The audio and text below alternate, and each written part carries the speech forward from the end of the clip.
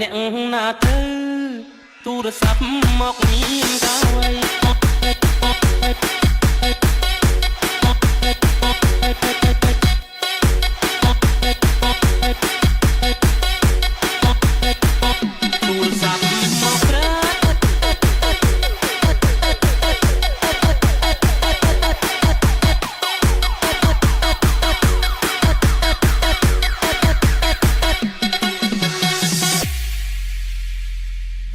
អ្នកណាទៅ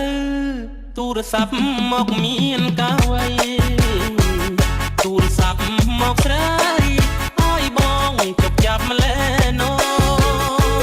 ញញឹមទៅសួរឆ្លើយចាំងផ្ដេចដួលទាំងចិត្តត្រេកអរ